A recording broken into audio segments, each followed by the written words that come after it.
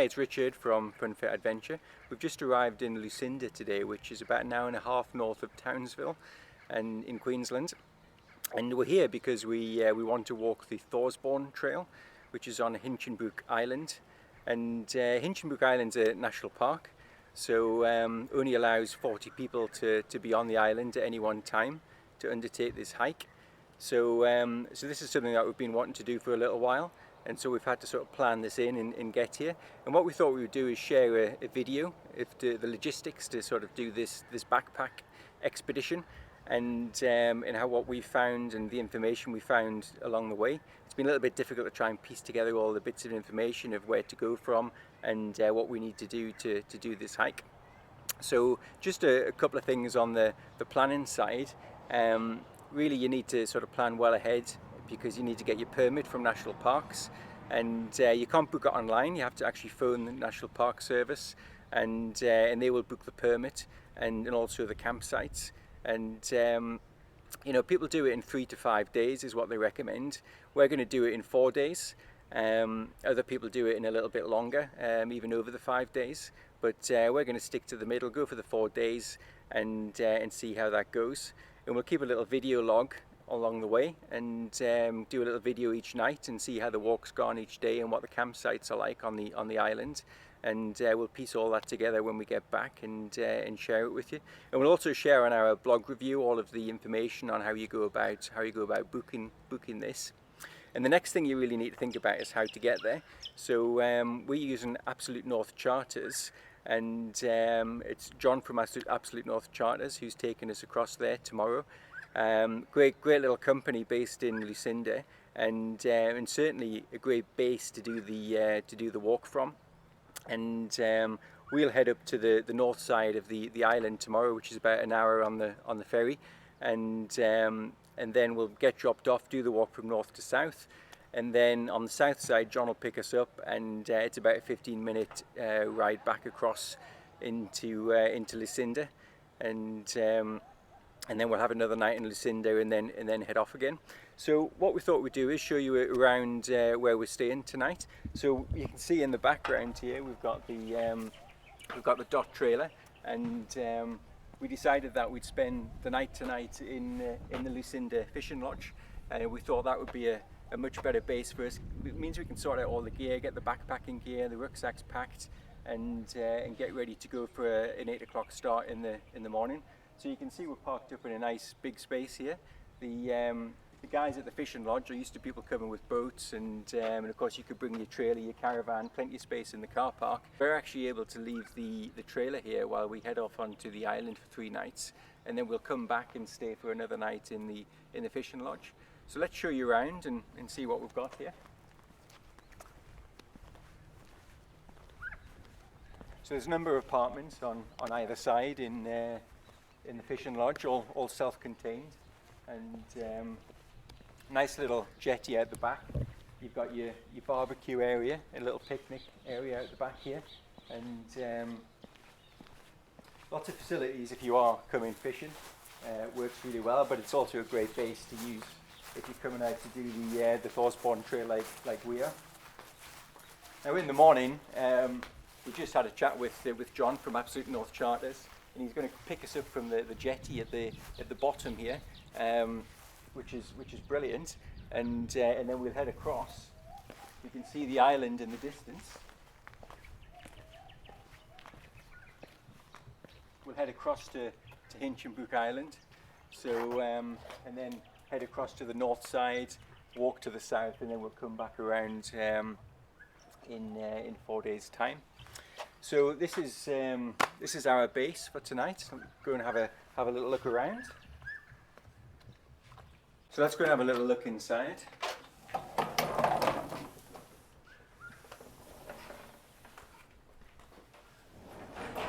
We've got a nice living space, television, and you can see the double bed at the back there. Nice big wardrobes, a couple of single beds across here, so obviously you can sleep 4 here, but I think there's different configurations depending on which one you get. And then there's a nice kitchen around the corner, so you can base yourself here for a while really. pretty much self-contained, got everything you need, and then the bathroom around the corner. So so that's pretty much it for tonight. We've spent our time today sorting out all the gear, so we'll pop that onto the video and pop that on next, so you can have a look at what we've packed, and then we'll continue on with the video once we get onto the island. Hi, we're back to have a look at the gear that we're going to be taking on the Thorsborne Trail, and we've laid it all out on the beds. This is my bed, all the gear I'm going to be taking here, and then we've got Sarah's gear all laid out behind. And we often do this before we head off backpacking, make sure we've got everything, and make sure we're not carrying too much. And what we've done is we've taken a few pictures of this, and we'll put up a gear list on the blog site of what we're actually taking on the backpack, which might be useful for you. So I'll just have a quick look along and see what we've got before we pack our 2 backpacks. So of course we've both got our backpack rucksacks down here, and we'll show you them later on in the trail. So starting from this side, we've got our Camelback water bladder. That's a 3-litre water bladder, and it's in a bit of a fabric housing because I use that on the outside of my backpack. Because I really need a bigger backpack for some of the trails that we're doing. It's only a 65 litre, and Sarah's got the same sort of water bladder, although she carries that inside her backpack. So that's it's a good thing to have. Got my food bag here, so that's all of our cold food that we're going to be taking with us. Got the maps, waterproof map case, torch there, mozzie coil, as well as some mozzie spray. Compass, got my little pocket knife, and then we have this, which is a Camelback water purifier, and it's got a UV filter that you screw on the top and give that a bit of a shake and agitate it for 60 seconds, and then you get your water purified. Got my power pack with the solar panel, so we can charge that power pack as we go along, and we'll use that for keeping the camera gear charged up while we do a few videos en route. We've got our 2-man backpacking tent, and we'll certainly do a bit of a video on this as we're out on the trail. And then we've got our sleeping gear, so pretty big sort of mats that we've got. We are going to try and look at getting some lighter weight ones of these when we can, but we can have a look at those later on as well. Very small down sleeping bags, which are really good. Little pillow and sleeping bag liner. Got the first aid kit here, and little rucksack which pops into this bag. So when we do the side trips and pop up some of the mountains, we can actually pop this on and leave our backpacks down at the bottom of the trailhead rather than take them all the way up. Rain cover for the rucksack, absolute must, I think. And then we've got our little toilet bag here, which has got the toilet shovel in, some paper and hand sanitizer, all in this little bag, which will hang on to the back of the backpack. Toiletries Kit, just there for both of us in that little bag. We've got some snacks in the tubes here. Our personal locator beacon, so that's our emergency beacon we can set off if we get into real trouble. And some spare batteries for that, as well as the torch I've got. We've both got walking poles. These aren't the lightest of poles to take. Sarah's are a better design than these ones, but they're pretty good. It takes a lot of the weight off the knees as we go along. And then the clothes.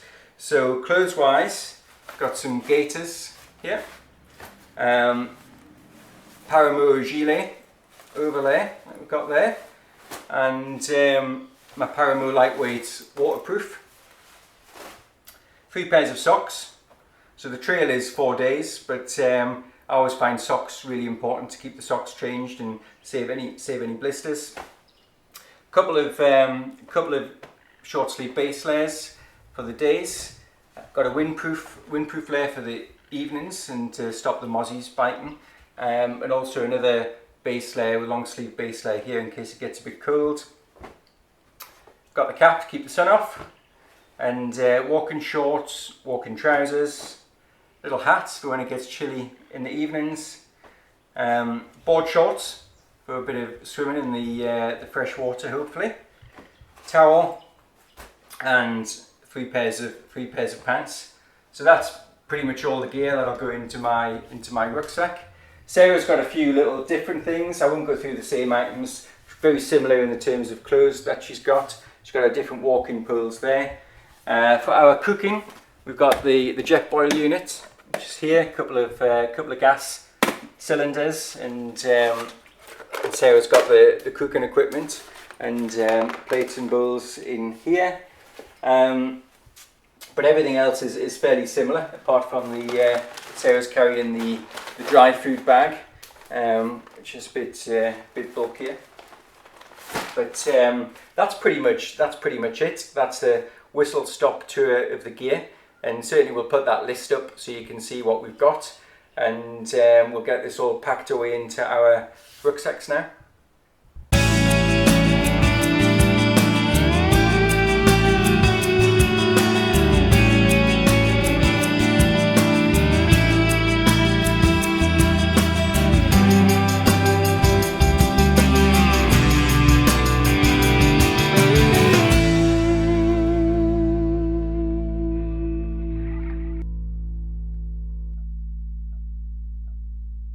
We've just arrived on HinchinBrook Island, and at the start of the Thorsborne Trail, just on the boardwalk here, and thought I'd show you the map of what we plan to do today. So we'll walk across the boardwalk down to Ramsey Bay, and then we'll continue on past Black Sand Beach. We'll probably take in Nina Peak, and then down to Nina Bay, Boulder Bay, and into Little Ramsey Bay. And then we'll sort of decide where we're going to camp for the night. Probably a little bit further on than Little Ramsey Bay, and that's looking at Sarah's calculations. About to Ramsey Bay, it's about 6.5 kilometers. The trail notes reckon about 4 to 5 hours, and we'll see how that goes. Just arrived on the top of Nina Peak here. Amazing views of the island from the top here. It's about takes about an hour from the saddle on the main track to come up here. It's a bit of a side trip, but definitely well worth it if the weather's good.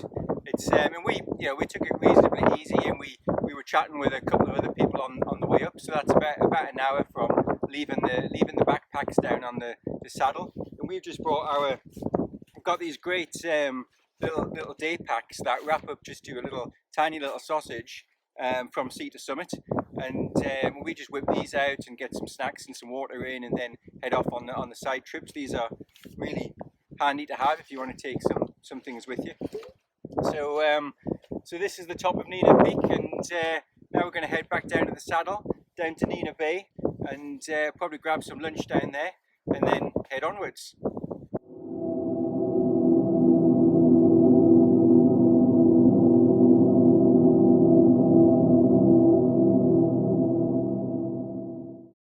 We've just arrived at our campsite and completed day one of the Thorsborne Trail, and just as a bit of a recap of what we've done, came across on the ferry this morning from Lucinda. Took about an hour and a half to get across to the boardwalk up at Ramsey Bay, and then we walked from Ramsey Bay down to Black Sand Beach, onto Nina Bay, and then we took the trail up to Nina Peak. And that was about an hour to get up to Nina Peak. Came back down and then worked our way down towards Little Ramsey Bay. And we had a little look at the campsite there. We've actually filled our water bottles at Little Ramsey Bay. There's a creek just on the north side of the lagoon. Bit tricky getting in there, but you can find the water. And we filled up our backpacks there, the water bottles. And then we've come a little bit further down and to the next bay down, and a little campsite that John told us about on the ferry this morning, and we're going to camp here tonight. So you can see our little place just stepped up from the beach with a little champagne pool to have a bit of a swim in tonight.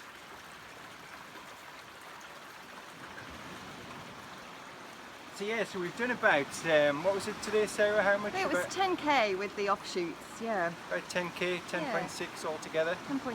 And it's probably taken about 6 hours. Yeah, we haven't been We've been doing a lot of chatting to walkers along the way, long lunches on the beach. Yeah, we've not gone really fast, but I think you need the time just to be able to have a look around, meet people as you go, and then have a little explore around the campsites and have a Rescue nice people's stop for lunch. hats on the top of the Yeah, hill. especially if you want to go and do some of the side trails and pop up to Nina's Peak, which was an absolute must. I mean, the view up there was amazing, I think, today. Yeah, so I love that. It's been a really nice day, and the beaches and the bays down here are absolutely beautiful. Really nice. And the views across to Mount Bowen just behind on Ramsey Bay Beach are phenomenal. So it's been a great day, and the weather has been absolutely perfect. Superb. A little bit hot at times, wasn't it? But no, it's been a really good one.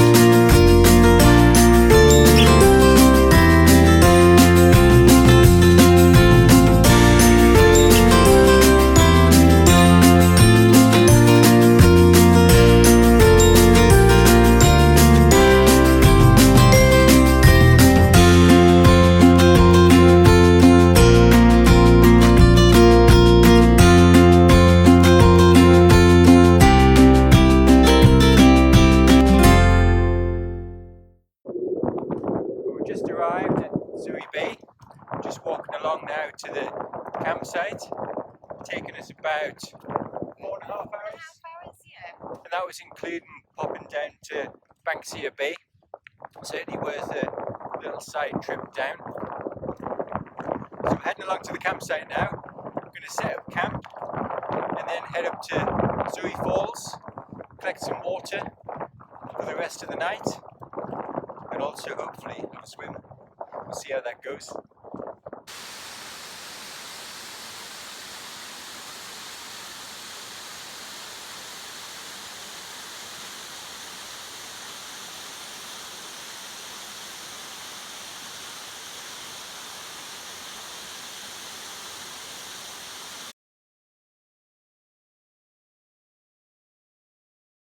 So it's now day 3, it's in the morning, and we're down here at Zui Bay. It's a beautiful place to camp. Last night there was a prescribed burn and Mount Bowen was literally on fire. We could see the flames on the top of Mount Bowen and all the smoke covering it. Could put some pictures of pretty awesome sight really. So just as a recap of what we did on day 2, we'll have a look at the map here.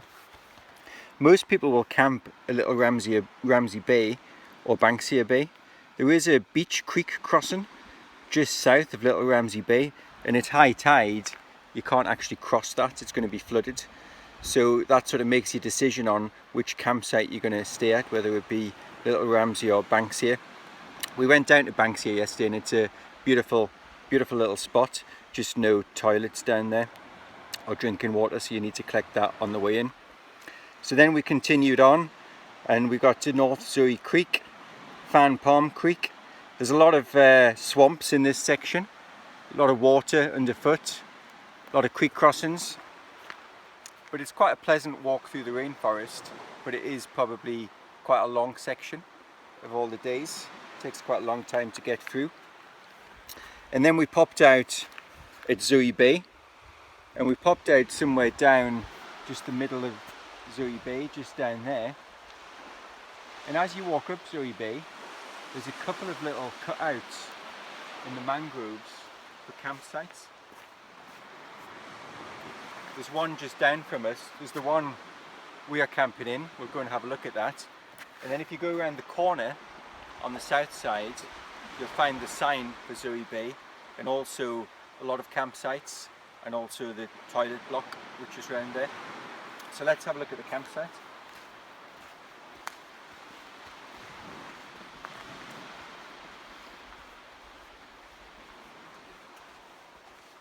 We've just camped at the front here. quite nice, gets the sun in the morning and you get the breeze off the sea, keeps some of the mozzies down. And a very big space, really big space. You could fit quite a few tents in here. Be good for a big group. Nice picnic table, and then we've got the rat-proof boxes which you put all your food in the evening. So those boxes are on the other sides as well. And then you've got the drop pit toilets around the corner. Some of the sites don't have drop pit toilets, but you can see on the map which campsites do and which don't. And we find some people are leaving rubbish at the toilets. You need to take all your rubbish with you. Everything you bring in, you take out with you. So just make sure that you have enough space, you bring some bags and can take everything out with you. There's no one to come in and take away your rubbish. So please, if you're doing this hike, take it with you. So today, day 3, back to the map again. We're going to walk from Zoe Bay. We did go up to Zoe Falls last night and we had a swim in the falls, which was lovely. And we'll go back up there again today.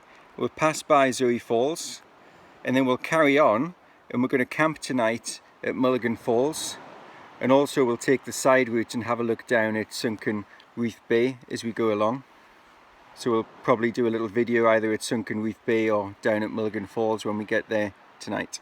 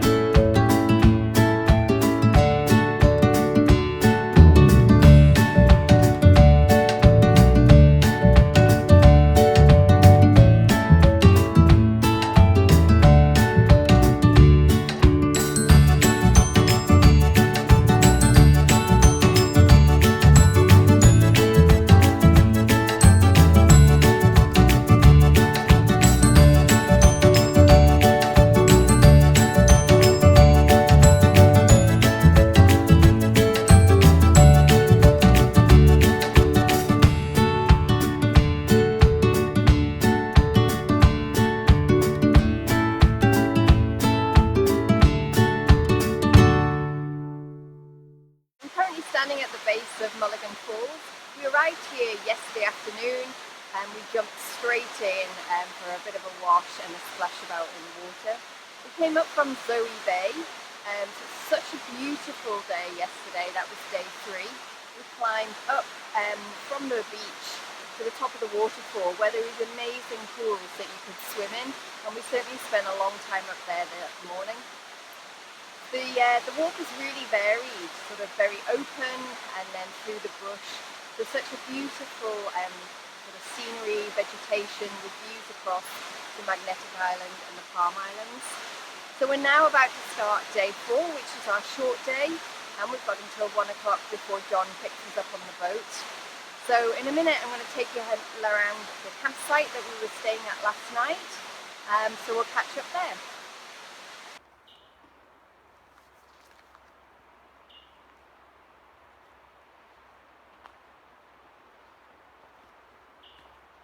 Hi, so we're back at the campsite where we stayed last night.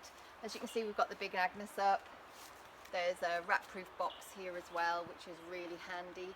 But it was so sad to see some of the boxes further down absolutely full of people's rubbish and toilet paper, everything. Really sad to see. So come into the camp. There's a nice seating area here, which was lovely last night. We cooked up dinner, had a cup of tea before bed, and then planned the next day. So today we've got the final leg of the trip.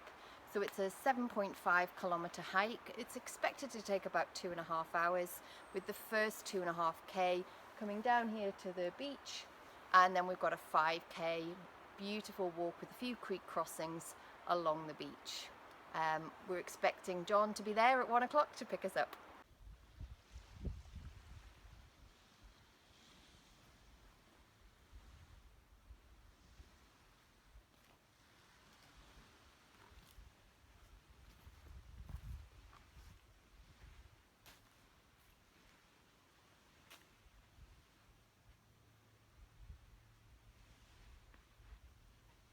so we've just finished the Thorsborne Trail on HinchinBrook Island. It's been 32 kilometres of varied terrain along beaches, the bush, granite outcrops. It's been an absolutely fantastic walk, and we certainly took advantage of the side trips as well. So here we are at the final campsite that some people might like to use at the start or the end of their trip. We're just waiting now for John to come from Absolute North Charters, and we'll be heading then back to Lucinda. So it's just a short trip, about 10-15 minutes on the boat, and we're back into the fishing lodge, and I can't wait for a hot shower and some fish and chips tonight. If you like this video, please jump on and subscribe to us at www.funfitadventure.com. Jump on our Facebook group, check out our Instagram and also our YouTube channel. Thank you.